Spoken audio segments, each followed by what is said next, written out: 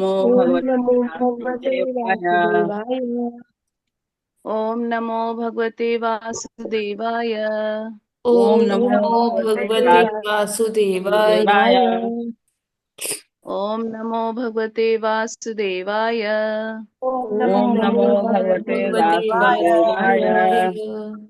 नारायणं नमस्कृत्यं नारायणं नारायणं नमस्कृत्यं नमस्कृत्य नरं चैव नरोत्तमं नरं नरं चैव चैव नरोत्तमं नरोत्तमं देवीं सरस्वती व्यासं देवीं देवीं देवीं सरस्वतीं सरस्वतीं सरस्वतीं व्यासं व्यासं व्यासं ततो जयमुदीरयेत्। ततो ततो जयमुदीरयेत्। जयमुदीरयेत्। नष्टप्रायेषु भद्रेषु नष्टप्रायेषु नष्टप्रायेषु भद्रेषु भद्रेषु नित्यं भागवत सेवया नित्यं नित्यं भागवत भागवत सेवया सेवया भगवति युक्तं श्लोके भगवद्गीतं भगवद्गीताश्लोके श्लोके भक्तिर्भवति नैष्ठिकी भक्ति भक्तिर्भवति भवति नैष्ठिकी। नैष्ठिकी।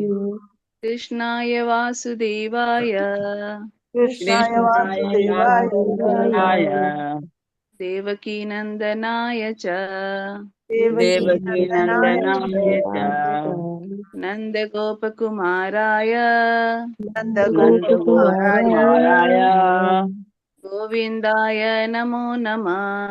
गोविन्दाय गोविन्दाय नमो नमो नमः। नमः। मूकं करोति वाचालं मूकं मूकं करोति करोति वाचालं वाचालं पङ्गुं लङ्घयते गिरिं पङ्गुं अङ्गुं लङ्घयते लङ्घयते गिरिं। यत्कृपातमहं वन्दे यत्कृपातमहं वन्दे परमानन्दमाधवम्। परमानन्दमाधवम्। मङ्गलाचरण। ॐ अज्ञानतिमिरान्धस्य ज्ञानाञ्जनशलाकया चक्षुरुन्मिलितं येन तस्मै श्रीगुरुवे नमः। श्रीचैतन्यमनोभीष्टं स्थापितं येन भूतले स्वयं रूपं कदा मह्यं ददाति शब्दान्तिकं। वन्देऽहं श्रीगुरुं श्रीयुतपदकमलं श्रीगुरून् वैष्णवांश्च श्रीरूपं साग्रजातं सहगणरघुनाथान्वितं तं सजीवं साद्वैतं सावधूतं परिजनसहितं कृष्णचैतन्यदेवं श्रीराधाकृष्णपादान् सहगणललिता श्रीविशाखान्वितांश्च। हे कृष्ण करुणा सिन्धु दीनबन्धो जगत्पते गोपेश गोपिका कांत राधा कांत नमस्तुते। तप्त कांचन गौरांगी राधे वृंदावनेश्वरी वृषभानुसुते देवी प्रणमामि हरिप्रिये। वाञ्छाकल्पतरुभ्यश्च कृपा सिन्धुभ्य एव च पतितानां पावनेभ्यो वैष्णवेभ्यो नमो नमः। नमः ॐ विष्णुपादाय कृष्णपृष्ठाय भूतले श्रीमते भक्तिवेदांत स्वामिनिति नामिने। नमस्ते सारस्वते देवगौरवाणी प्रचारिणे निर्विशेष शून्यवादी पासादेशितारिणे। श्री कृष्ण चैतन्य प्रभु नित्यानंद श्री अद्वैत गदाधर श्रीवासादि गौर भक्त वृंद। हरे कृष्णा कृष्ण कृष्ण हरे हरे हरे राम राम राम हरे हरे। हरे कृष्णा कृष्ण कृष्ण हरे हरे हरे राम राम राम हरे हरे। हरे कृष्णा। सभी को दंडवत प्रणाम माता जी। हरे कृष्ण। हरे कृष्णा माता जी, दंडवत थैंक यू प्रणाम। शालिनी तिवारी माता जी, आज का जप करने के लिए। और कंचन माता जी, आपका भी बहुत बहुत धन्यवाद आज की प्रार्थनाएं करने के लिए। सभी डिवोटीज का हार्दिक अभिनंदन है आज के इस इस्कॉन अयोध्या के प्रातःकालीन जप सत्र में। हरे कृष्णा हरे माता जी, कृष्णा दंडवत हरे सबको। कृष्णा माता जी, दंडवत प्रणाम। हरे कृष्णा हरे माता जी, कृष्णा दंडवत माता जी, प्रणाम। दंडवत प्रणाम माता जी। माता जी, हरे कृष्णा सभी को। हरे कृष्णा। हरे कृष्णा सबको दंडवत प्रणाम। हरे कृष्णा। तो आज है 20 दिसंबर। समय हो गया प्रभुपाद जी के कोट का। जी। आज है 20 दिसंबर और प्रभुपाद जी कहते हैं, यदि कोई भगवान के शुद्ध भक्त को प्रसन्न कर पाता है तो उसके कार्य तुरंत भगवान को संतुष्टि प्रदान करते हैं, चाहे वह स्वयं भगवान की कृपा प्राप्त करने के लिए योग्य ना भी हो। ये घर को पत्र 20 दिसंबर 1970। तो प्रभुपाद जी के बहुत भक्त, बहुत डिसाइपल्स थे, बहुत ऐसे लोग थे जो उनसे प्रेरणा पाकर भगवान के सेवा में लग गए थे। तो प्रभुपाद जी को ये मिस्टर ईगर ने पत्र लिखा और उन्हीं के पत्र के जवाब में प्रभुपाद जी उनको ये बताते हैं कि कैसे ये सूक्ष्म जो विज्ञान है कैसे ये कार्य करता है ना। डायरेक्टली जब हम भगवान की सेवा करते हैं तो भगवान प्रसन्न होते हैं, लेकिन भगवान उसमें और ज्यादा प्रसन्न होते हैं जब हम भगवान के भक्तों की सेवा करते हैं। ऐसा क्यों है? क्योंकि जैसे भगवान तो भगवत गीता में अर्जुन से क्या कहते हैं? कहते हैं कि जो अभक्त है उसको, उसके सामने मेरा गुणगान मत करो, है ना। ये नाम अपराध में भी आता है कि अभक्त को नाम का उपदेश नहीं देना चाहिए, है ना। तो लेकिन भक्त फिर भी इतने दयालु होते हैं, उनको लगता है कि अगर हमें कृष्ण भक्ति मिली है, उससे हमें इतना लाभ हो रहा है, इतना हम अंदर से परमानंद की प्राप्ति हो रही है, भगवान की भक्ति में इतनी सुंदर है, तो क्यों ना मेरे जैसे और जो पतित लोग हैं उनके जीवन में भी हम थोड़ा सा प्रकाश लाए, उनके जीवन में भी थोड़ा सा हर्ष हो, खुशी आए, वो भी इस परमानंद का आस्वादन कर पाए। तो भक्त लोग ये कहते हैं कि भगवान से ज्यादा दयालु भगवान के भक्त होते हैं। तो वो इवन अपनी जो जीवन है उसको भी खतरे में डालकर अभक्तों के प्रति दया भाव रखते हैं और उनको भगवान के बारे में बताते हैं। फॉर एग्जाम्पल जैसे भक्त लोग निकल जाते हैं अपनी चिंता किए बिना बुक डिस्ट्रीब्यूशन के लिए, सारा सारा दिन बुक्स का को बांटते रहते हैं। आजकल मैराथन का टाइम चल रहा है, बुक्स मैराथन का। तो वो किसके लिए? वो जैसे प्रभुपाद जी ने बोला था कि बुक डिस्ट्रीब्यूशन मेरा अगर कोई एकमात्र अगर कुछ सपना है तो यही है कि बहुत ज्यादा बुक डिस्ट्रीब्यूशन हो। जैसे कल हमने श्रील भक्ति सिद्धांत सरस्वती ठाकुर जी का तिरोभाव के बारे में भी जाना, उनका कैसे उनका पूरा जो चरित्र है वो समझने का प्रयास किया। तो उनका भी यही कहना था कि जो ये किताबें हैं ना बृहद मृदंग है, तो इनका प्रचार प्रसार होना चाहिए। तो भक्त लोग वही प्रभुपाद जी की आज्ञा से क्या करते हैं, बुक्स बांटने के लिए निकलते हैं। और उनके साथ बड़ा दुर्व्यवहार भी होता है कई बारी। उनको कोई हिट भी कर देता है, मार भी देता है कभी। ऐसे लोग भी आते हैं जो बिल्कुल भी जिनमें धैर्य नहीं है, वो सुन उनकी बात तो नहीं सुनते बल्कि उनको कभी हानि भी पहुंचा देते हैं शारीरिक रूप से। तो लेकिन भक्त लोग ये भी सहते हैं और इसका प्रमाण हमें उसमें भी मिलता है। जैसे नित्यानंद प्रभु जब प्रचार के लिए जाया करते थे तो वो सभी को, वो ये नहीं देखते थे कि कौन पात्र है कौन सुपात्र नहीं है। वो बस सबको कृष्ण नाम देने निकल पड़ते थे। और इसी में उनको एक दिन कौन टकराए, जगाई मधाई टकराए। तो जगाई मधाई ने क्या किया, उनका सिर फोड़ दिया नित्यानंद प्रभु का। उनको बहुत चोट आई। तो चैतन्य महाप्रभु को जब पता लगा तो वो आवेश में आ गए, उनको बहुत क्रोध आया कि मेरे नित्यानंद का सिर फोड़ा है, तो मैं इनको नहीं छोड़ूंगा।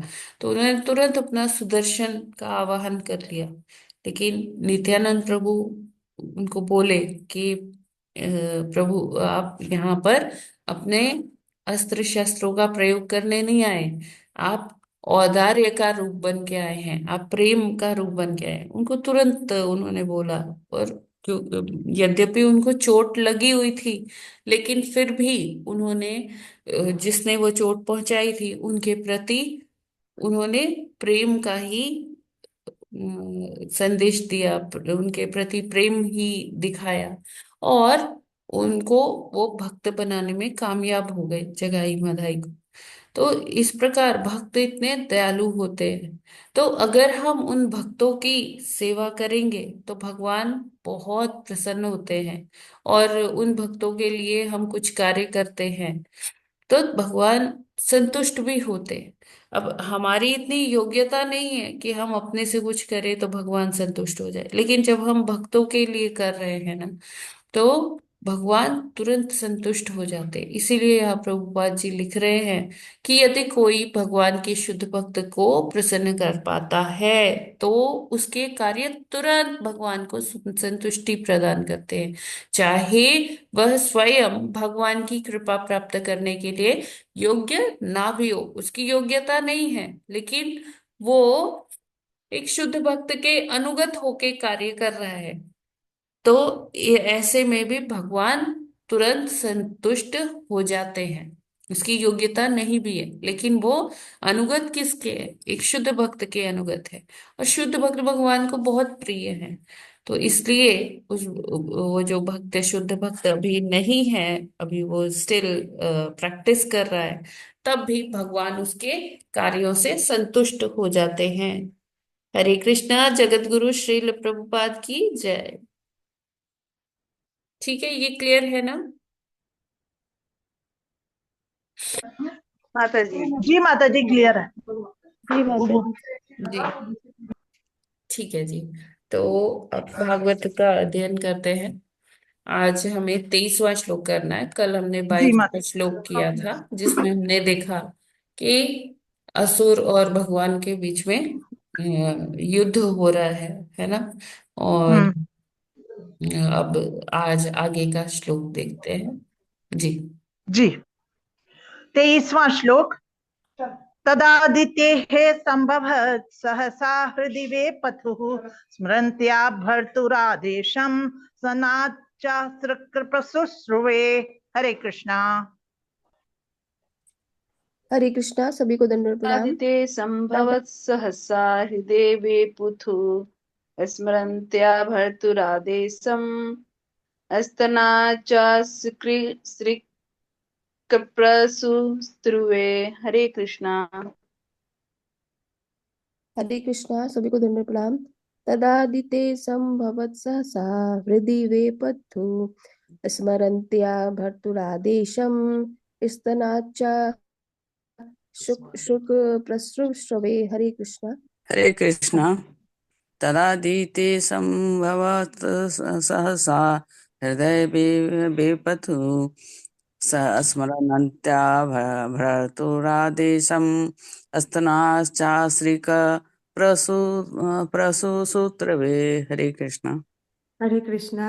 तदादितेः समभवत् सहसा हृदि वेपथुः स्मरन्त्या भर्तुरादेशम् अस्तनाच्चाश्रिक प्रसुक्स्त्रुवे। हरे कृष्णा। हरे कृष्णा। सबको सादर प्रणाम। तदादितेः समभवत् सहसा हृदि वेपथुः स्मरन्त्या भर्तुरादेशम् स्तनात् च अश्रु प्रसुत्स्रुवे। हरे कृष्णा।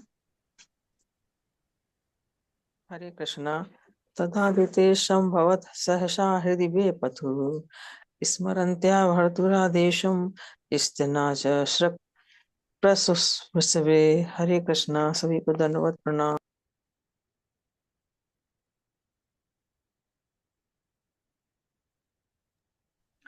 हरे कृष्णा। शब्दार्थ अनुवाद एवं तात्पर्य श्रील प्रभुपाद जी द्वारा। श्रील प्रभुपाद जी की जय।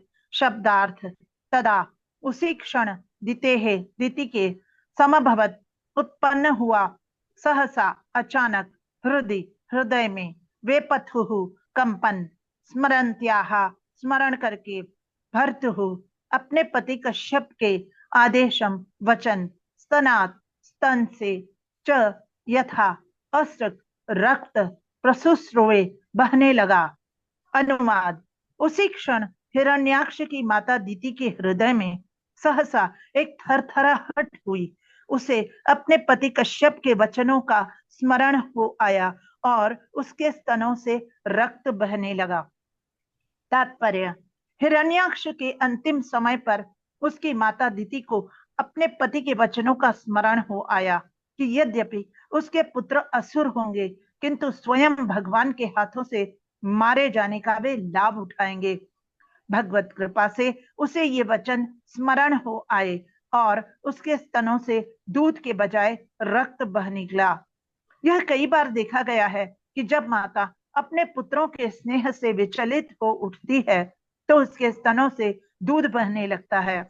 यहाँ पर असुर की माता का रक्त दूध में नहीं बदल सका, वरन उसी रूप में बह निकला। रक्त ही दूध में बदलता है। दूध का पीना शुभ है, किंतु रक्त पीना अशुभ है। यद्यपि दोनों एक ही हैं, यही बात गाय के दूध पर भी लागू होती है। हरे कृष्णा, हरि बोल। Hare Krishna. Thank you so much माता जी। हरे कृष्ण। तो पिछले वाले श्लोक में कल हमने देखा था कि किस प्रकार भगवान वाराह देव ने क्या किया। सुदर्शन अपना छोड़ा, है ना, और सुदर्शन ने सारी उसकी जो मायावी शक्तियां वो अभी तक प्रदर्शित कर रहा था उसको हटा दिया, माया को एकदम हटा दिया। और अब सुदर्शन तो अमोघ है, वो तो बिना अपना कार्य किए हाथ लौटता नहीं है। तो वो सारा जो इंद्रजाल था मायावी शक्तियों का वो सब नष्ट हो गया। और अब क्या देखते हैं कि क्योंकि ये भीषण युद्ध हो रहा था। पहले तो भगवान खेल खेल में युद्ध कर रहे थे, लेकिन अब जो युद्ध हो रहा था वो भीषण युद्ध हो रहा था। तो अक्सर ये देखा जाता है, क्योंकि माँ क्या है, माँ जो अपने बच्चे को अपने गर्भ में रखती है ना, कुछ काल तक, तो इसलिए जीवन भर वो उससे अटैच रहती है, जीवन भर वो उससे जुड़ाव बना रहता है। कहते हैं कि पूत को कपूत सुने हैं पर ना माता सुनी कुमाता। तो माता का भगवान ने ऐसा उसके अंदर ममता दिया है कि वो जब भी अपने बच्चे के बारे में सोचती है, मतलब जब भी बच्चा उसका किसी कठिनाई में होता है तो उसको एक आभास सा हो जाता है कि हाँ मेरा बेटा कुछ तकलीफ में है, कुछ संतान को प्रॉब्लम्स आ रही है। तो वो हम देखते हैं कि अचानक जब हम ऐसे कहीं होते हैं तो माँ का फोन आ जाता है कि हाँ बेटा ठीक तो हो क्या, मैंने कुछ ऐसे मुझे लगा। तो अक्सर हम देखते हैं कि इस तरह का, इसको अब हम चाहे टेलीपैथी का नाम दे, या हम एक मातृत्व का एक जो गट फीलिंग जिसे कहते हैं ना, कि अंदर आत्मा की आवाज जिसे कहते हैं, गट फीलिंग हो सकता है, इंट्यूशन कह सकते हैं, या कई जगह पे सिक्स्थ सेंस भी बोला जाता है कि माँ को भगवान ने सिक्स्थ सेंस दिया है, एक छठी इंद्री दी है, जिससे माँ अपने बच्चों के बारे में उसे ये समझ में आ जाता है कि जैसे बच्चा रो रहा है तो माँ को ये समझ में आएगा कि ये क्यों रो रहा है, ये भूख से रो रहा है, या इसको कुछ दर्द है तब ये रो रहा है। तो वो उसके रोने से ही माँ को ये आभास हो जाता है कि हाँ ये किस प्रकार का रोना है, क्या इसको क्या चाहिए। तो माँ जितना अच्छा बच्चे को समझ सकती है उतना अच्छा कोई भी समझ नहीं सकता। तो यहाँ पर उसी चीज का चित्रण है इस श्लोक में। और प्रभुपाद जी कह रहे हैं कि बताते हैं कि जो जब माँ बच्चा जन्म लेता है तो माँ का जो स्नेह है वो उसके स्तनों से दूध के रूप में निकलता है और वो बच्चा पीकर पोषित होता है। तो यहाँ जब दिति इतनी भाव विभल हो गई, उसको ऐसा अंदर से आभास हो रहा था कि उसका पुत्र जो है किसी गंभीर कठिनाई से को जूझ रहा है, से जूझ रहा है। तो उसके स्तनों से विचलित होकर वो रक्त ही बहने लग गया। और यहाँ पर जैसा कि प्रभुपाद जी लिखते हैं कि रक्त ही दूध में परिवर्तित होता है ना। और वो माँ का स्नेह बनकर वो बच्चा जब पीता है तो उसका पोषण होता है। दूध पीना अच्छी बात है, लेकिन रक्त पीना अच्छी बात नहीं है। तो दीति उस समय इतनी ज्यादा विचलित थी कि उसका जो रक्त ही था वो दूध में तो परिवर्तित नहीं हो पाया, और वो रक्त ही उसके स्तनों से स्राव होने लगा।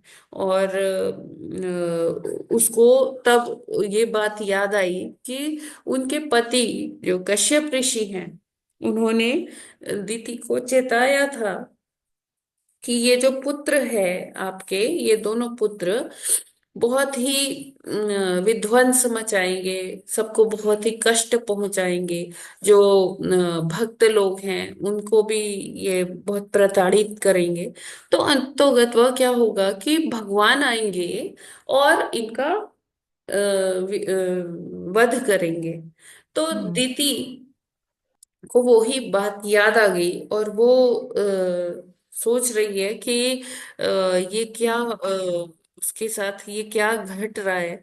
और वो वही पुरानी बातें याद कर रही है कश्यप मुनि की, है ना। यहाँ लिखा है ना भरतु, भरतु मतलब जो भरता है, भरता आई मीन जिसके ऊपर कुछ लोग डिपेंडेंट रहते हैं, वो उनका भरण पोषण करता है। तो कश्यप मुनि के लिए यहाँ क्या वर्ड यूज किया गया है? भरतु, भरता, भरतु। भरतु, है ना। हम्म, तो जी। तो कश्यप मुनि जो उनके पति हैं दिति माता के, उन्होंने पहले ही ये बात बताई थी। तब दिति को थोड़ा इस चीज से थोड़ी सांत्वना भी मिल गई थी उसे कि हाँ ये अच्छा है कि किसी ब्राह्मण के श्राप से नहीं मरेंगे मेरे बेटे। किससे, किसके द्वारा वध किया जाएगा? भगवान भगवान के के द्वारा द्वारा। वो।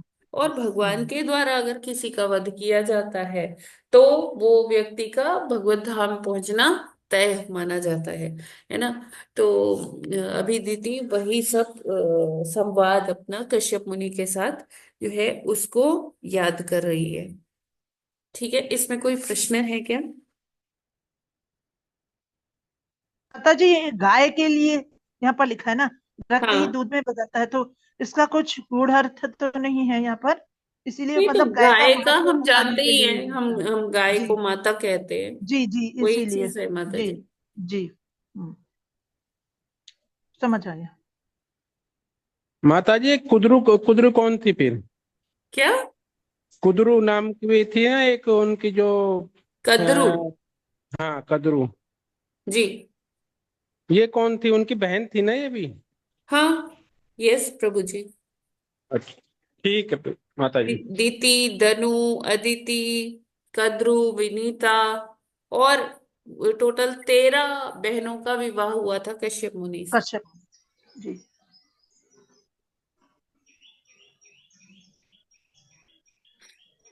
ठीक है, जी आगे माता जी, बढ़े।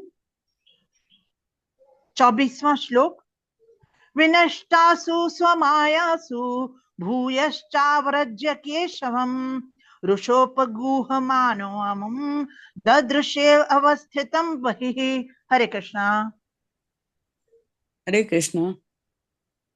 विनष्टासु स्वमायासु भयश्च वर्ज्य केशवम् रुषोपगुहं मानो असुम अमुम ददृश्ये अवस्थितं बहिः। हरे कृष्ण। हरे कृष्णा। विनष्टासु स्वमायासु भूयश्चाव्रज्य केशवम् रुसोपगुमानो अमुं ददृशे अवस्थितं बहिं। हरे कृष्णा। हरे कृष्णा। विनष्टासु स्वयमायासु भयश्चाव्रज्य केशवम् रुषोपगुहमानो अमुम् ददृशे अवस्थितं बहिः। हरे कृष्णा। हरे कृष्णा। विनष्टासु स्वमायासु भूयः च आव्रज्य केशवं रुषा उपगूहमानः असुं दृश्य ददृशे अवस्थितं बहिः। हरे कृष्णा। हरे हरे कृष्ण। कृष्णा। विनष्टासु स्वयं सोमायासु भूयश्चाव्रजकेशवं रूपो हरुषोपगुहमानोऽश्मु दृशेस्व द- दशेष्वस्थितं बहिः। हरे कृष्ण। हरे हरे कृष्णा। कृष्णा। विनष्टासु विनष्टासु स्वमायासु भूयश्चाव्रज्य केशवं रुषोपगूहमानो अमो दर्हिषे अविस्ततं बहिः। हरे कृष्ण। हरे हरे कृष्णा। कृष्ण। विनष्टासु समायासु भूयश्च व्रज केशवम्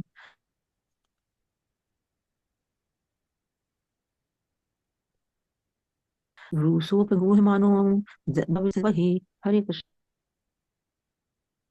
हरे कृष्ण। विनष्टासु स्वमायासु भूय च आव्रजे केशवम् रुषा उपगुह्मानः अमुम् दृशति अवस्थितं बहिः। हरे कृष्णा। हरे हरे कृष्णा। कृष्ण। विनष्टासु समायासु भूयश्चाव्रज केशवम् रुषोपगुहमानो ददृशे अवस्थितं बहिः। हरे कृष्णा। सभी को दंडवत प्रणाम। हरे कृष्णा। विनष्टासु स्वमायासु भूयश्च व्रज केशवं रूषोपगूहमानो मुं ददृशे वस्थितं बहिः। हरे कृष्णा। माता जी दंडवत प्रणाम। से भक्तों को दंडवत प्रणाम। हरे कृष्ण। हरे कृष्णा। शब्दार्थ अनुवाद एवं तात्पर्य श्रील प्रभुपाद जी द्वारा श्रील प्रभुपाद जी की जय। शब्दार्थ विनष्टासु दूर हो जाने पर, स्वमायासु अपनी माया शक्ति, भूयः पुनः, च यथा आवृज्य सामने आकर, केशवम श्री भगवान को, रुषा क्रोध से पूर्ण, उपगूहमानः आलिंगन करते, अमुम भगवान को, ददृशे देखा, अवस्थितम खड़े हुए, बहिः बाहर। अनुवाद। जब असुर ने देखा कि उसकी माया शक्ति विलुप्त हो गई है, तो वह एक बार फिर श्री भगवान केशव के सामने आया और उन्हें रौंद देने की इच्छा से तमतमाते हुए अपने बाहुओं में भरकर उनको जकड़ लेना चाहा। किंतु उसके आश्चर्य का ठिकाना न रहा जब उसने भगवान को अपने बाहुपाश से बाहर खड़े देखा। तात्पर्य। इस श्लोक में भगवान को केशव कहा गया है क्योंकि उन्होंने सृष्टि के आरंभ में केशी असुर का वध किया था। कृष्ण का नाम केशव भी है। श्री कृष्ण समस्त अवतारों के मूल हैं और ब्रह्म संहिता में इसकी पुष्टि हुई है कि पूर्ण पुरुषोत्तम भगवान गोविंद समस्त कारणों के कारण हैं और वे एक साथ ही विभिन्न अवतारों तथा अंशों में विद्यमान रहने वाले हैं। असुर हमेशा पूर्ण पुरुषोत्तम भगवान को आंकने का प्रयत्न करता रहता है, यह सोचकर कि वह अपनी भौतिक शक्ति से अपनी सीमित बाहों के भीतर भगवान को जकड़ सकेगा। उसने अपनी बाहों में उन्हें भरना चाहा। उसे यह ज्ञात न था कि भगवान महान से महानतम और सूक्ष्म से सूक्ष्मतम है। कोई भी व्यक्ति न तो उन्हें बंदी बना सकता है और न अपने वश में रख सकता है, किंतु आसुरी व्यक्ति सदैव भगवान की लंबाई चौड़ाई मापने का प्रयास करता रहता है। जैसा कि भगवत गीता में कहा गया है, भगवान अपनी अचिंत्य शक्ति से विराट रूप धारण कर सकते हैं और साथ ही साथ अपने भक्तों के पूज्य विग्रह के रूप में उनके डिब्बे में बंद हो सकते हैं। ऐसे अनेक भक्त हैं जो भगवान की मूर्ति को छोटे से डिब्बे में रखते हैं और जहां भी जाते हैं उसे अपने साथ ले जाते हैं और प्रतिदिन प्रातःकाल वे डिब्बे में रखे भगवान की पूजा करते हैं। श्री भगवान केशव या श्री कृष्ण हमारी गणना की किसी माप से बंधे हुए नहीं हैं। वे अपने भक्त के साथ किसी भी उपयुक्त रूप में रह सकते हैं, किंतु आसुरी क्रियाकलापों द्वारा उनको पा सकना कठिन है। हरे कृष्णा, हरि बोल। हरे कृष्णा। तो क्या है यहाँ पर, जब भगवान अपना वो चलाते हैं सुदर्शन चक्र, तो उसकी सारी माया छिन्न भिन्न हो जाती है ना, हिरण्याक्ष की। और जब उसने ये देखा तो वो विचलित हो गया, और विचलित होके उसने कहा कि ठीक है, अब मैं ना इनको अपने बाहों में जकड़ कर इनका वध कर देता हूँ, रौंद देता हूँ, है ना। तो आसुरी प्रवृत्ति है हिरण्याक्ष की। तो वो इस प्रकार सोचता है कि देखो, मेरा शरीर तो इतना विशाल काय है, उसको लगता है कि मैं बहुत विशाल काय हूँ, ये तो वाराह देव हैं, एक सूकर रूप में आए हैं, तो इनका तो मैं वध कर ही दूंगा। तो ये जो आसुरी प्रवृत्ति के लोग होते हैं, ये हमेशा ओवर कॉन्फिडेंस में रहते हैं, और इसी ओवर कॉन्फिडेंस में ये कुछ मतलब ये आंक नहीं पाते हैं भगवान को, मतलब आंकने का प्रयास करते हैं, लेकिन उनकी बुद्धि तो भौतिक है, सीमित है। तो सीमित बुद्धि से, सीमित शरीर से वो असीमित को कैसे बांध पाएंगे। अब अगर हम देखें तो दामोदर लीला में जब तक यशोदा मैया क्रोधित रहती है भगवान के ऊपर, तब तक वो उनको नहीं बांध पाती है। जैसे ही वो प्रेम की भावना आती है तो वो भगवान बंध जाते हैं उनसे। भगवान जब उनका प्रयास देखते हैं कि सुबह से माता मुझे बांधने में लगी हुई है, तो वो क्या करते हैं, जब उनका प्रयास देखते हैं तो वो अपनी कृपा प्रदान करते हैं और बंध जाते हैं उनके प्रेम के बंधन में, है ना। इसी तरह से श्रीमती राधा रानी उनको लताओं से बांध देती है। क्या भगवान लता के बांधने से क्या बंध सकते हैं? लेकिन ये प्रेम था श्रीमती राधा रानी का कि उन्होंने उनको लताओं से बांध दिया, कुंज की लताएं जो थी, है ना, भगवान उसमें बंध गए। तो भगवान प्रेम के बंधन में तो बन जाएंगे, लेकिन अगर उनको कोई चैलेंज करेगा, उनको अपनी शक्ति का अभिमान दिखाएगा, तो फिर भगवान नहीं बंधेंगे।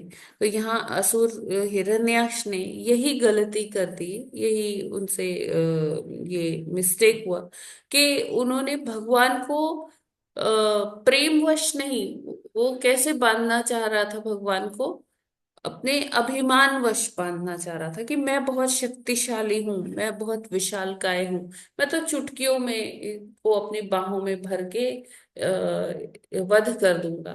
तो भगवान क्या है, विशाल से विशालतम है और सूक्ष्म से सूक्ष्मतम है।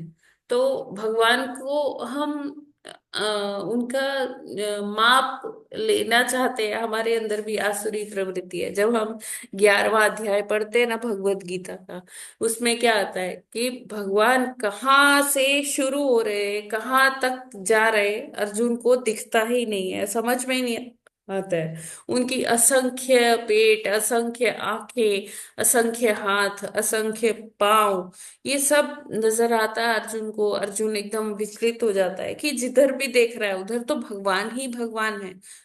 कहीं उनके हाथ है, कहीं पाँव है, कहीं आंखें हैं, कहीं मुख हैं अलग अलग। तो ये सारी चीजें मनुष्यों को क्या करती है, बहुत विचलित कर देती है। तो वो जो विराट रूप था, उसमें भगवान ने ये बताया कि मेरी कोई सीमा नहीं है, मैं सीमाओं से भी परे हूँ, असीमित हूँ। तो ये हिरण्याक्ष क्या कर रहा है, उन असीमित भगवान को वो सीमा के बंधनों में बांधने का प्रयास कर रहा है, अपनी बाहों में बांधने का प्रयास कर रहा है, जबकि वो तो भौतिक ही है, भौतिक शरीर वाला है। तो वो भगवान जो सीमित है, वो असीमित को कैसे बांध सकता है ना। तो हम तभी भगवान भगवान क्या कहते हैं कि मैं अपने भक्तों के वश में हूं, अहम भक्त पराधीन। तो भगवान किसके वश में? भक्त के वश में। हम अपनी भक्ति से, अपने प्रेम से भगवान को बांध सकते हैं, वरना भगवान को कोई बांध नहीं सकता। तो असुर हिरण्याक्ष, जब उसने भगवान को अपनी दोनों बाहों में भर लिया, तो उसको बहुत ही आश्चर्य हुआ कि उसने देखा कि भगवान तो बाहर चले गए। और ऐसा वर्णन हमने और कहाँ सुना है कि जब हनुमान जी जाते हैं लंका और समुद्र में उनको सुरसा मिलती है, तो सुरसा को ऐसा वरदान था कि वहां से जो भी कोई जाएगा वो उसका आहार बन जाएगा, बन वो खा जाएगा। लेती थी। तो अभी हम्म, हनुमान जी तो भक्त शिरोमणि है, सीता मैया की खोज में जा रहे, राम काज करने को जा रहे थे। तो और उनकी बुद्धि, बल, बुद्धि, विद्या, ये सब तो अतुलनीय है हनुमान जी का, है ना। तो हनुमान जी क्या करते हैं कि ठीक है माता, आप कह रही हो कि आपके मुंह के अंदर जाए बिना कोई यहाँ से निकल नहीं सकता है, पार नहीं कर सकता है समुद्र, तो ठीक है। हनुमान जी ने तुरंत सूक्ष्म रूप लिया, है ना, और उनके मुख में माता जी पहले बड़ा नहीं किया था, बहुत सुरसा। बड़ा कर लिया था हाँ माता एकदम। जी, वो तो अंडरस्टूड है ना कि सुरसा ने हम्म, अपना मुख फैलाया। हनुमान जी पहले हम्म, बड़े थे, लेकिन वो सूक्ष्म रूप में ही गए ना फिर, हम्म, और जी जी। फटाफट से सूक्ष्म रूप लेकर फिर से बाहर आ गए। अभी मैं हम्म, उतना विस्तार में नहीं जा रही माता जी। जी जी। तो बहुत भगवान, जो जब भगवान के भक्त ये कर सकते हैं, तो भगवान क्यों नहीं कर सकते, है ना। बिल्कुल। तो हम्म, भगवान भी यह किए कि सूक्ष्म रूप लेकर वो बाहर आ गए उसकी बाहों से, और उसको पता भी नहीं चला, बहुत आश्चर्यचकित हो गया। बिल्कुल। और उसको समझ में नहीं आ रहा कि मेरे बाहुपाश से छूट कैसे गए। मेरे बाहुपाश से तो आजकल कोई नहीं छूटा, लेकिन आज उसका सामना किससे हो रहा है? आज उसका सामना साक्षात भगवान जी से हो रहा है, वाराह देव से हो रहा है ना। तो जैसे भगवान जो है, भगवान का नाम एक केशव भी पड़ा है, क्योंकि उन्होंने केशी असुर का सामना किया। तो यहाँ पर इसीलिए ये केशव शब्द का प्रयोग किया गया है कि जैसे भगवान ने केशी नाम के असुर का वध किया, तो वैसे ही हिरण्याक्ष का अभी वध करेंगे। और प्रभुपाद जी अपने तात्पर्य में लिखते हैं कि भगवान विशालकाय है, असीमित है, लेकिन भक्तों के प्रेम के लिए, भक्तों की सेवा के लिए वो एक छोटे से डिब्बे में भी मूर्तिमान होकर बैठ जाते हैं, है ना। अपनी सेवा करवाते हैं भक्तों से, कैसे भक्त उनका प्रेम वश सेवा करते हैं। और कहीं जाते हैं तो अपने झोली में, अपने किसी बैग में एक डिब्बी रख के ले जाते हैं कि जिसमें भगवान जी रहते हैं। तो हम लोग भी, हम में से कई भक्त हैं कि जो कहीं भी ट्रेवल करते हैं तो अपने विग्रहों को अपने साथ लेकर जाते हैं, है ना। तो ये क्या है? हमारा भगवान के प्रति प्रेम है, जिस प्रेम। प्रकार हम अपने बच्चों को अपने साथ लेकर जाते हैं, है ना। हम्म। उसी प्रकार वो भी हमारे परिवार के ही सदस्य हो जाते हैं, तो हम उनको भी अपने साथ लेकर जाते हैं, जाते ट्रैवल हैं। करते हैं कि ये मेरे हम्म, क्या है, परिवार के सदस्य है। तो वो ऐसी सेवा देने के लिए, ऐसा भक्तों का प्रेम स्वीकार करने के लिए भगवान छोटे से विग्रह होके, मूर्तिमान होके हमारे छोटी छोटी डिब्बियों में या टोकरियों में भगवान शयन करते हैं या आसन ग्रहण करते हैं। हरे हम्म, कृष्ण। बहुत सुंदर, हरे बहुत कृष्ण सुंदर। माता जी। जी। भगवान जो है इस युग में भी जो है, जो लोग भक्त हैं उनके लिए विग्रह रूप में मौजूद रहते हैं, भगवान कहते हैं। तो भगवान के विग्रह तो बहुत बड़े बड़े भी होते हैं, 8-10 फुट, और छोटे 8 इंच 10 इंच भी होते हैं, जो लोग घरों में भी रखते हैं। तो सब में भगवान समान रूप से ही विद्यमान है। हरे कृष्ण। हरे कृष्ण। यस प्रभु जी, हमें हमारे घर में जो विग्रह है, या जो कहीं मंदिर में विग्रह है, अलग अलग मंदिरों में विग्रह है, हमें उनमें कोई भेद नहीं समझना चाहिए, वो एक ही माने अच्छा जाते। माता जी। हम्म। हाँ माता जी, हरे कृष्ण। लेकिन हमें उन्हें, जब हमारे घर में जो विग्रह हैं, तो हमें उनको जस्ट एक विग्रह नहीं, एक मूर्ति नहीं समझना चाहिए कि ये काष्ठ के बने, लकड़ी के बने हैं, या पत्थर के बने हैं, या धातु के बने हैं। नहीं, ये साक्षात भगवान साक्षात। है। मेरे हम्म, कुटुंबी है, मेरे कुटुंब के सदस्य है। तो उस तरह से हमें उनको प्रेम करना चाहिए, उनसे कोई अपना संबंध बना लेना चाहिए, और जी उसी संबंध के अंतर्गत उनकी सेवा होनी चाहिए। कोई बिल्कुल। शिशु रूप में कर ले कि ये मेरे बालक है, ये मेरे बच्चे हैं, ये मेरे मतलब कोई भाई है, मेरे पिता है। तो उनसे अगर हम अपना कुछ संबंध बना कर रखेंगे ना, तो उनकी सेवा भी अच्छे से होगी, और वो भी उसी तरह से आदान प्रदान करते हैं। जी हाँ जी, हरे कृष्ण। हरे कृष्ण।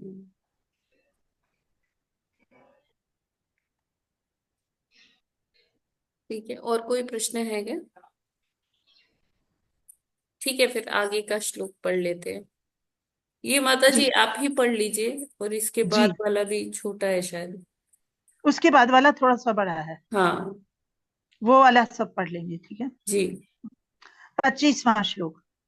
तम मुष्टिभिर्विनिघ्नन्तं वज्रसारैरधोक्षजः करेण कर्णमूले अहन्यथा त्वाष्ट्रं मरुत्पतिः। हरे कृष्ण। शब्दार्थ, अनुवाद एवं तात्पर्य श्रील प्रभुपाद जी द्वारा। श्रील प्रभुपाद जी की जय। शब्दार्थ। तम हिरण्याक्ष को मुष्टि भी अपने मुक्कों से, विनिघ्नतम प्रहार करते हुए, वज्र सारई ही वज्र के समान कठोर, अधोक्षज भगवान अधोक्षज ने, करेण हाथ से, कर्ण मूले कनपटी पर, अहन मारा, यथा जैसे, त्वाष्ट्रम वृत्रासुर त्वष्ट्रा का पुत्र को, मरुत्पति ही मरुतों के स्वामी इंद्र ने। अनुवाद। तब वह असुर भगवान को कठोर मुक्कों से मारने लगा, किंतु भगवान अधोक्षज ने उसकी कनपटी में उस तरह थप्पड़ मारा जिस प्रकार मरुतों के स्वामी इंद्र ने वृत्रासुर को मारा था। तात्पर्य। भगवान को यहाँ अधोक्षज अर्थात समस्त गणनाओं से परे कहा गया है। अक्षज का अर्थ है हमारी इंद्रियों की माप, और अधोक्षज का अर्थ है जो हमारी इंद्रियों के माप से परे है। हरे कृष्ण, हरि हरे बोल। कृष्ण। तो यहाँ पर अभी जो असुर है वो विचलित होकर कि ये भगवान मेरे बाहों से कैसे निकल आए बाहर, मैंने तो इनको पकड़ लिया था। तो भगवान सूक्ष्म होके बाहर निकल आए, तो अभी वो क्रोध में क्या कर रहा है, कठोर मुक्कों से प्रहार कर रहा है भगवान के वक्षस्थल पे या भगवान के शरीर पर। तो भगवान ही क्या करते हैं, उनको उसको कनपटी पर थप्पड़ मारते हैं, कान पर उसे थप्पड़ मारते हैं। और इसकी तुलना वैसे ही की गई है कि जैसे इंद्र ने वृत्तासुर का वध किया था अपने किससे, वज्र से, दधीचि ऋषि के बनाए हुए अस्त्र से, जिसको वज्र कहते हैं, उससे पूरा जो है वृत्तासुर का जीवन लीला समाप्त कर दी थी। तो भगवान को अधोक्षज कहकर यहाँ संबोधित किया गया है। अधोक्षज यहाँ भगवान वाराह के लिए यूज शब्द है। अक्षज, जैसे प्रभुपाद जी लिखते हैं कि ये हमारी इंद्रियों का माप है, और अधोक्षज का मतलब है जो इंद्रियों से के माप से परे है, यानी कि जिसके हम सीमाएं नहीं गणना कर सकते, जिसका हम परिमाप नहीं निकाल सकते, वो अ, उसको हम अधोक्षज कह सकते हैं। हमारे हमारी इंद्रियों के सीमाओं से बाहर। ठीक है। जी माँ। माता जी, मरुतों के स्वामी इंद्र हैं, तो मरुत क्या है, ये सुना नहीं मेरे को। मरुत ये होता है हवाएं, वायु, वायुदेव, पवन हाँ देव। तो हाँ माता। पवन सारे देवताओं का स्वामी कौन है, इंद्र है। तो हाँ पवन देव भी उसी में आते हैं। और पवन कितने प्रकार की है, 49 प्रकार की पवन होती है, वायु होती है। हाँ, हरे कृष्ण माता। जी। तो उनके स्वामी इंद्र जी। माता जी जो उनके भाई 49 थे, मारो तो हो ही है हाँ, वायु। मरुतुंचास कहा जाता है ना। हाँ जी। जी। अच्छा, थैंक यू माता जी। हरे कृष्णा माता जी। 49 मतलब 49। 49। अच्छा 49। ओके। हरे कृष्णा माता जी। यस, आगे पढ़े 26वां श्लोक माता जी। जी माता जी। 26वां श्लोक। स आहतो विश्वजिता ह्यव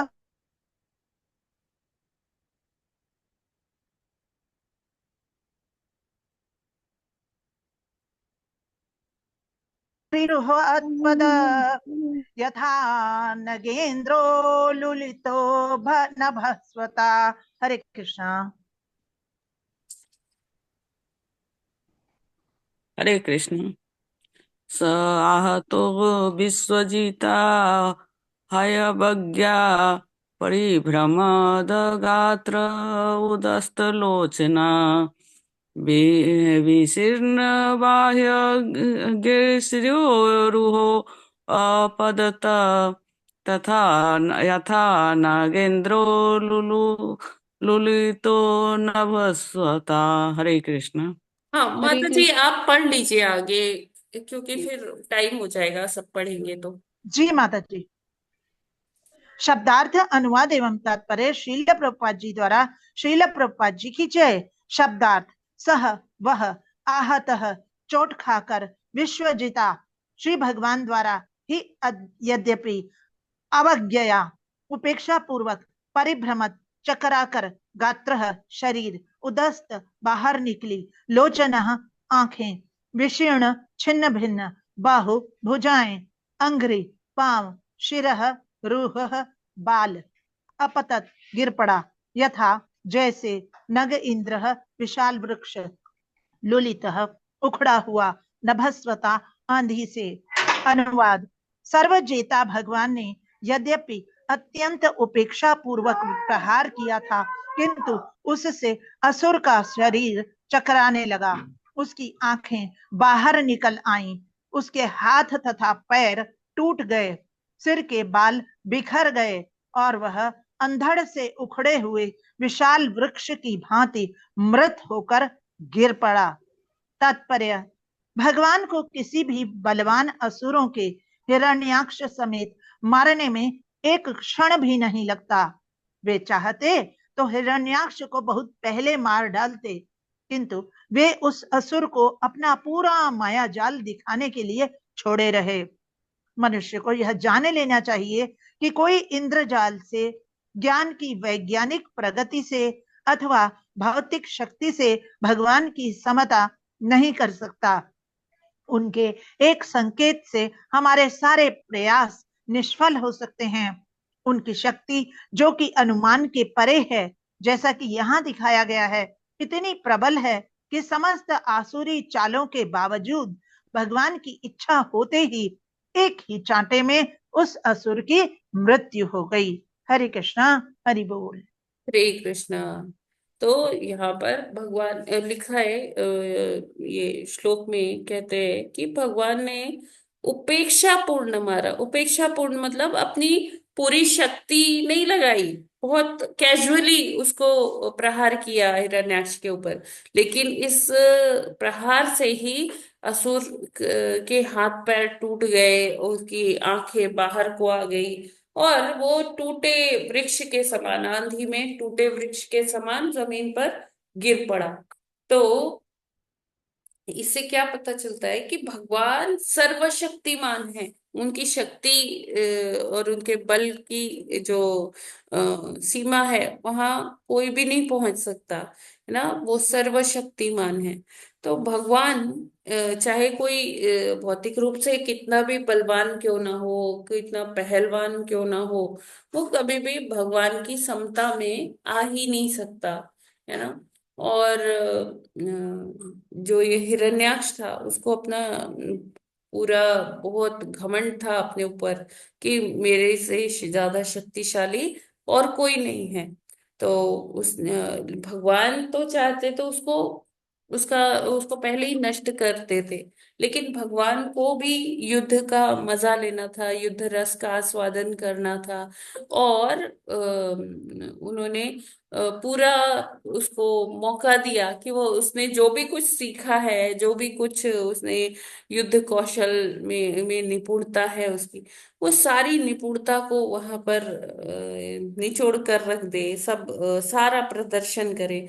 जो भी माया उसको आती है, माया का प्रदर्शन करे। लेकिन भगवान सबसे पार पार है, सबसे पार पा जाते हैं, क्योंकि वो पूर्ण पुरुषोत्तम है, सर्वशक्तिमान है। तो वो क्या करते हैं, असुर को धराशायी कर देते हैं। ठीक है ना? क्योंकि भगवान के सामने किसी को भी माया टिक ही नहीं सकती, क्योंकि भगवान तो क्या है, खुद मायापति है। ठीक है ना?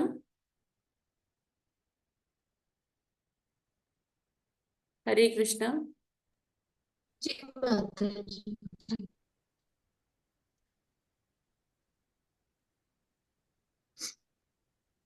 ठीक है, एक और आगे वाला पढ़ ले। हरे कृष्णा। हरे कृष्णा माता जी। हाँ, हो सकता है एक और आगे जी जी। हो जाएगा। हो क्योंकि जाएगा। ये स्टोरी टाइप ही है माता जी, पढ़ सकते जी हैं, माता ये जी। कुछ ऐसा टेक्निकल नहीं है जो हाँ समझना जी, पड़े। 27वां श्लोक। क्षितौ शयानं तमकुण्ठवर्चसं करालदंष्ट्रं परिदष्टदच्छदम् अजादयो वीक्ष्य शशंसुरागता अहो इमं नुलभेत संस्थितिम्। हरे कृष्णा। शब्द माता जी पढ़ेंगे सब? नहीं। शब्दार्थ, अनुवाद एवं तात्पर्य शील प्रभुपाद जी द्वारा। शील प्रभुपाद जी की जय। शब्दार्थ। क्षितौ पृथ्वी पर, शयानम लेटे हुए, तम हिरण्याक्ष को, अकुंठ अमलिन, वर्चसम तेज, कराल भयावने, दंष्ट्रम दांत, परिदष्ट काटे हुए, दच्छदम ओठ, अज आदयः ब्रह्मा इत्यादि ने वीक्ष देखकर, शशंसु प्रशंसा में कहा, आगताः आए हुए, अहो ओह, इमं यह कह कौन, नु निस्संदेह, लभेत प्राप्त कर सकता है, संस्थितिम मृत्यु। अनुवाद। उस स्थान भूमि पर लेटे भयावने दांतों वाले तथा अपने होठों को काटते हुए उस असुर को देखने के लिए ब्रह्मा तथा अन्य देवता आ गए। उसके मुखमंडल का तेज अब भी अमलिन था। ब्रह्मा ने उसकी प्रशंसा करते हुए कहा, ओह, ऐसी भाग्यशाली मृत्यु किसकी हो सकती है। तात्पर्य। यद्यपि असुर मर चुका था, किंतु उसके शरीर का तेज कम नहीं हुआ था। यह अत्यंत विलक्षण है, क्योंकि जब कोई मनुष्य या पशु मरता है तो उसका शरीर तुरंत पीला पड़ जाता है, धीरे धीरे तेज घट जाता है और सड़न होने लगती है। किंतु यहाँ यद्यपि हिरण्याक्ष मर चुका था, किंतु उसके शरीर का तेज घटा नहीं था, क्योंकि भगवान ने उसके शरीर का स्पर्श किया था। शरीर का तेज तभी तक बना रहता है जब तक आत्मा उपस्थित रहता है। यद्यपि असुर के शरीर से आत्मा प्रयाण कर चुका था, किंतु भगवान द्वारा शरीर स्पर्श किए जाने से उसका तेज कम नहीं हुआ था। व्यष्टि आत्मा पूर्ण पुरुषोत्तम भगवान से भिन्न है। यदि कोई अपना शरीर छोड़ते समय पूर्ण पुरुषोत्तम भगवान को देखता है तो निश्चय ही वह भाग्यशाली है। अतः ब्रह्मा आदि देवों ने उस असुर की मृत्यु की प्रशंसा की। हरे कृष्णा। हरि बोल। हरे कृष्णा। तो अभी क्या है कि असुर को भगवान ने मारा, और उनके एक छोटे से प्रहार से ही भगवान ने अपने पूरे, ऐसा नहीं है कि पूरा बल इकट्ठा करके उसे थप्पड़ मारा, ऐसा नहीं। भगवान ने उस पर प्रहार किया, उपेक्षा पूर्ण प्रहार किया, और उसी प्रहार से ही उसका जो है पूरा शरीर जो है वो धराशायी हो गया। और वो चकराने लग गया, आंखें बाहर निकल आई, जैसा कि पिछले श्लोक में वर्णन था। तो जब उसके प्राण निकले, आत्मा निकली शरीर से, तब भी उसके शरीर में वैसा ही तेज था जैसा पहले था जब वो जीवित था। तो ऐसा ये एक्स्ट्राऑर्डिनरी केस कैसे है?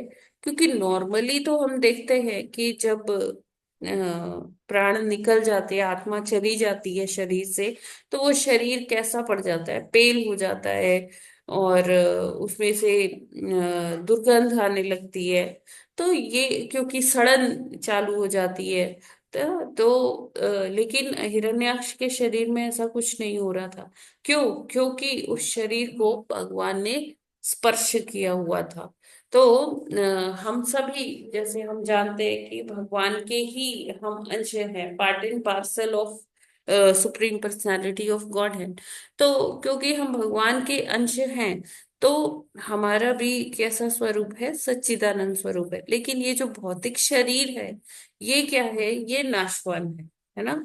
तो इसलिए क्या होता है कि जब आत्मा निकलता है शरीर में से, तो शरीर क्या हो जाता है? वो सड़ने लगता है ना? वो अट्रैक्टिव नहीं लगता जितना कि जैसा जीवित होने पर लगता था। ठीक है, ये क्लियर है सभी को? कोई प्रश्न? माता जी, जी माता अरे जी, माता जी, मृत्यु के बाद शरीर सड़ने लगता है क्योंकि आत्मा चला जाता है तो। हरे कृष्ण माता जी। जी शरीर निस्तेज हो जाता है जब आत्मा निकल जाती है, जी जी क्योंकि आत्मा जो है भगवान का ही स्वरूप है, अंश रूप है। लेकिन माता जी, अब निस्तेज जो शरीर हो जाता है, तो हिरण्याक्ष तो जो है पूर्व जन्म में जो है भगवान का महान भक्त था, कि भगवान को उसको आखिरी समय में देखने का मौका मिला, और उसका शरीर वैसा का वैसा रहा। प्रैक्टिकली जो और लोग हैं, वो भगवान के भक्त तो हैं, लेकिन भगवान को देखने का कहाँ मौका मिलता है उनको मृत्यु के समय। हरे कृष्ण माता जी। देखिए, भगवान को हम याद कर सकते हैं, भगवान का स्मरण कर सकते हैं। और जो सिद्ध भक्त होते हैं, तो वो भगवान को देख क्या उनकी लीलाओं में भी प्रविष्ट हो जाते हैं। तो डिपेंड करता है कि हम कितनी तीव्रता से भक्ति कर पा रहे हैं। हरे कृष्ण माता जी, क्लियर है। एक क्वेश्चन और है माता जी, जो वृत्तासुर जो है, जो असुर है, हम्म। वो पूर्व जन्म में भगवान का महान भक्त था, और हाँ। ऋषि था, और चित्रकेतु था। और भगवान ने स्वयं उसको दर्शन देकर और विमान दिया कि जाओ जो है वो करके आओ। तो पार्वती माता ने उसको जो है शाप दिया। तो पार्वती माता ने जब उसको शाप दिया तो वृत्तासुर के रूप में आया। लेकिन वृत्तासुर के रूप में उसके अंदर भगवान कृष्ण का, भगवान विष्णु की स्मृति बनी रही। और नहीं, भक्त भक्त वो जो है भगवान कृष्ण का बना रहा, उसको ये सौभाग्य प्राप्त हुआ।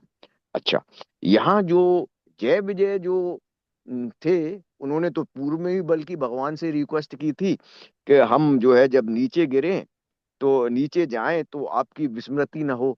लेकिन अगले जन्म में, चाहे वो हिरण्याक्ष के रूप में हो, चाहे वो रावण के रूप में हो, तीनों युगों में वो भगवान के भक्त नहीं बने, वो तो शिव के भक्त बने। रावण तो शिव का भक्त था, भगवान की भक्ति क्यों नहीं प्राप्त हुई उनको? वो भी तो महान भक्त थे, सातवें द्वार के रक्षक थे। तो वृत्तासुर को ये अवसर तो उसने प्राप्त हुआ कि सारी जीवन शिव की भक्ति की। फिर एक समय ऐसा भी आया कि जब शिव जी उसके साथ लंका नहीं आए रावण के साथ, तो वो उनसे रुष्ट भी हो गया। और वो ये जान चुका था कि जो नारायण है, वो ही उनकी भक्ति ही श्रेष्ठ है ना? तो उसने ऐसा प्रयास किया कि नारायण स्वयं आए और उसका वध करें। हाँ माता जी, लेकिन लाइफ लॉन्ग इतनी लंबी हजारों साल की उम्र तक तो ना तो रावण को ही भक्ति प्राप्त हुई कृष्ण या विष्णु की, तो वो और तो ना वैसे ही। ही जैसे स्क्रिप्ट में लिखा था वैसे ही हो रहा है ना प्रभु जी? अच्छा माता जी, वो जैसा तो स्क्रिप्ट। भगवान की इच्छा से ही हो रहा है। उनको यही हाँ। श्राप ही मिला था कि वो भगवान को तो याद करेंगे, लेकिन शत्रु के रूप में। अच्छा माता जी, तो ठीक वो है, तो भगवान की वैसे लीला ही ही। घट रहा है ये सब, जैसे भगवान ने चाहा था।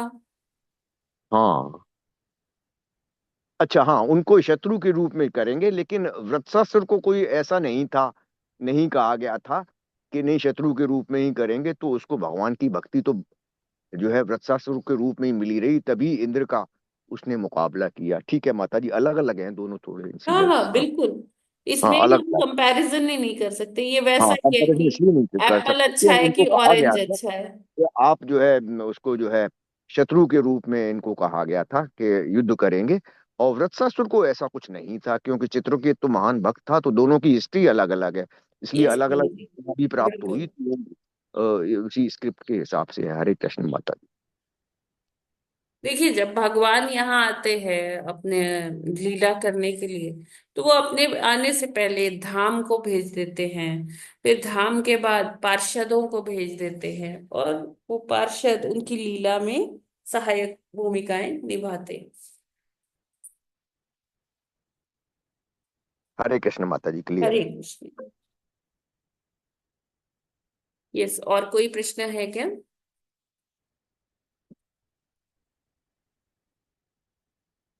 हरे कृष्णा। ओके, तो फिर ठीक है, समय हो गया है। स्पष्ट है माता जी सब। जी, तो फिर हम लोग आज यहीं पर विराम करते हैं। ग्रंथराज श्रीमद् भागवतम की जय। जगत गुरु श्रील प्रभुपाद की जय। अनंत कोटि वैष्णव भक्त वृंद की जय। वंदना कल्पतरुभ्यश्च कृपा सिंधुभ्य एव च पतितानां पावनेभ्यो वैष्णवेभ्यो नमो नमः। हरे हरे कृष्ण माता कृष्णा, सभी को हरे प्रणाम। कृष्ण माता जी, सादर प्रणाम।